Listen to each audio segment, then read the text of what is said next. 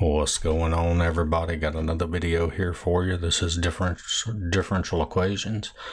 We are going to be solving differential equations using variation of parameters. All right, so let's suppose that we have a differential equation here in the form a2y double prime plus a1y prime plus a0y equals some g of x. Some function g of x. So what we want to do is put it in standard form, and we'll do that by dividing everything by a2. Okay. Divide everything by a2. And so that's going to give us y double prime, and this a1 over a2, we'll call that p, and a0 over a2, we call that q, and the gx over a2, we call that f of x. All right. And then we want to find u1 and u sub 2 by integrating u prime 1 and u prime 2. And down here, I'm showing you what all that is. And that's going to give us a particular solution is yp is equal to u1 y1 plus u2 y2. So with the differential equation, we have a non-homogeneous differential equation up here. So what we'll do is we'll find the complementary solution to the homogeneous equation. We'll set this equal to 0. You already know how to do that. That gives us yc. And so our general solution would be yc plus our particular solution up here, yp. All right. So we got u prime sub 1 is w1 over w, and u prime sub 2 is w2 over w. Because remember up here, I was telling you, we find u1 and u2 by integrating these two. Well, this is how you get them. So the question is, what's W1, W2, and W? Well, remember the Wronskian. So W, that would be Y1, Y2, Y prime 1, Y prime 2. This is your Wronskian here. And then for Y1, what you're doing is you're replacing the first column with 0 and f of x. 0 and this f of x right here. And then for W2, you're replacing the second column with 0 and f of x. See, you've got your Wronskian here, and for W1, you replace this first column with 0 f of x, and for W2, you replace this column with 0 f of x. All right, so let's go ahead and solve. We got two examples to work, so it's not going to be bad. All right. So the first thing we're going to do is we're going to find the complementary solution. We're going to set the differential equation equal to 0. So that's going to give us m squared minus 4m plus 4. Remember your auxiliary or characteristic equation. And then we solve this, we get m minus 2 squared equals 0. So we get m equals 2. Now remember, this is multiplicity 2. So we get yc is c1 e to the 2x plus c2 x e to the 2x. All right. That you should know how to do. You've done these problems. These are easy to solve. The homogeneous one. All right, so that's going to give us y1 is equal to this e to the 2x, and y2 is equal to this x e to the 2x. And then what do we need? We need y prime 1, that's 2e to the 2x, y prime 2, well, here we have to use the product rule, so we get 1 times e to the 2x plus x times 2e to the 2x. So y prime 2 is going to be, now for this, let's just go ahead and write this as 1 plus 2x times e to the 2x. I just factored out, this common factor of e to the 2x. All right. All right, so let's go ahead and see what we get here. So let's find w. That's e to the 2x, x e to the 2x, and then 2e to the 2x, and then 1 plus 2x e to the 2x. All right. And I mean, you know, if you wanted to, you could distribute that back. It doesn't matter. All right, so remember, it's this times this. So that's going to be 1 plus 2x times e to the 4x. E to the 2x times e to the 2x is e to the 4x times this. And then minus x e to the 4x. All right. Oops, I'm sorry. Minus 2x e to the 4x. And so here we are going to get e to the 4x plus 2x e to the 4x minus 2x e to the 4x, which is just equal to e to the 4x. All right. So that's what you get there for w. And one thing you could do here is, if you want, put a star by it, put a box around it or something, because you're going to have to go back and use this. It'll just make it a little easier for you to find. All right, now let's find w1. So remember, for w1, we're going to replace the first column with 0 f of x. So that's 0, and then f of x is x plus 1 e to the 2x. Okay. So we get x plus 1 e to the 2x, and then we've got the y2, and then y prime 2. 1 plus 2x e to the 2x. All right. So what do we get here? Well, 0 times this is 0 minus this times this. So this is going to be, let's see, this is going to be x plus 1 x e to the 4x, which is negative x squared minus x.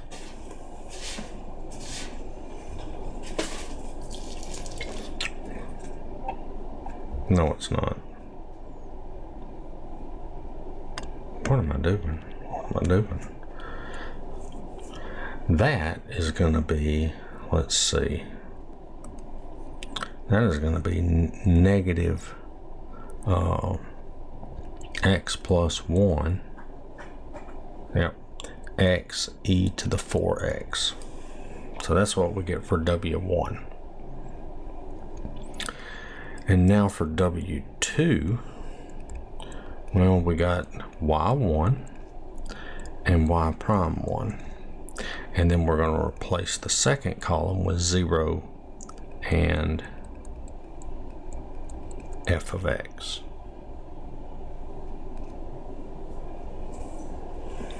All right.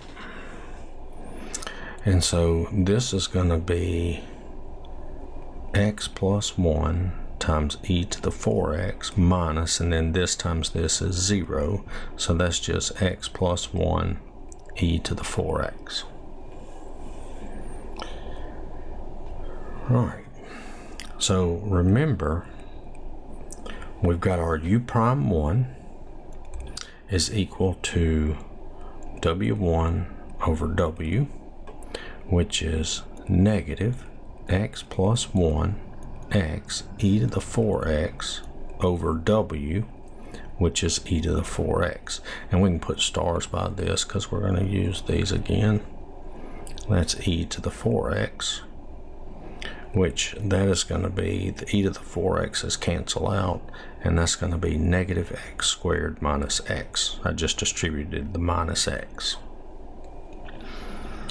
And then for u prime 2, that's w2 over w, which is going to be x plus 1 e to the 4x over w, which is e to the 4x. And that's just going to be x plus 1. Alright. Alright. So now u1 is equal to the integral of this thing. See, this is u prime 1. So u1 is the integral of negative x squared minus x dx, which is negative 1/3. That's a negative 1/3 x cubed minus 1/2 x squared. And then u2 is the integral of x plus 1 dx, and that's 1/2 x squared plus x. You don't have to worry about putting the c there. Okay, so now we get yp. Okay, yp is u1 times y1 plus u2 times y2. And so u1 is negative 1/3 x cubed minus 1/2 x squared times y1. Well, remember, this is y1 is e to the 2x, y2 is x e to the 2x. And that's e to the 2x plus, and then we've got 1/2 x squared plus x times x e to the 2x. And then we want to simplify this, and so that's going to be negative 1/3 x cubed e to the 2x minus 1/2 x squared e to the 2x plus 1/2 x cubed e to the 2x plus x squared e to the 2x. All right, and so see, look at this. I can combine this one and this one. Those are like terms. So that's going to give me 1/6 x cubed e to the 2x. Okay. And then I can combine this one and this one. They're like terms. That's negative 1/2 plus 1. That's going to give me plus 1/2 x squared e to the 2x. And so now I get y is equal to yc plus yp. And so remember, yc was c1 e to the 2x plus c2 x e to the 2x. See, that's from up here. That's my yc here. So I just put that there. And then plus yp. And this is yp. So plus 1/6 x cubed e to the 2x plus 1/2 x squared e to the 2x. And this would be your answer. That's y. Okay. So, you might be wondering, well, yeah, that's not really that bad. I mean, we could have solved this using undetermined coefficients like in the last video that we did, but we're using variation of parameter. I mean, actually, I don't know, this right here might be a little less work than if we did use undetermined coefficients. I don't know, I haven't worked it out the other way, but the problem with this, the thing with this method here is sometimes these integrals here, they can get pretty nasty. Okay, so that's one thing. All right, so let's look at our second example. All right, so we've got 4y double prime plus 36y equals cosecant 3x. All right.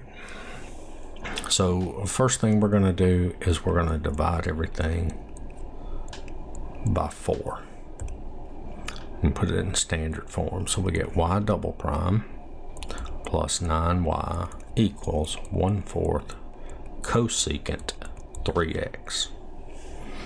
And so now we're going to solve the homogeneous equation. So m squared plus 9 equals 0. So m squared equals -9. M is equal to plus or minus 3i. So in this problem we have alpha is equal to 0 and beta is equal to 3. Alright, so I get yc is equal to, now I'm going to just go ahead and write this all out so you don't get confused. This is c1 e to the 0 times x cosine 3x plus c2 e to the 0 times x sine 3x. See, this is just 1. I didn't have to write that e raised to the 0 times x, but I did. Okay, so yc is c1 cosine 3x plus c2 sine 3x. All right, so what do we get here for y1 and y2? So y1 is equal to this part and y2 is this. So that's cosine 3x and y2 is sine 3x. And then we need the derivative of each one. So y prime is -3 sine 3x and y prime 2 is 3 cosine 3x. All right. Now let's find w, w1, and w2. So w is equal to, that's cosine 3x sine 3x, -3 sine 3x, 3 cosine 3x. And so this is going to be 3 cosine squared 3x, and then it's minus, but this is minus, so the minus and minus is a plus, 3 sine squared 3x, which this is 3 times cosine squared 3x plus sine squared 3x, which is just 3 because all of this is 1. Okay, so w is 3. All right, now we've got w1. So for w1, we're going to replace the first column with 0 and f of x. Oops.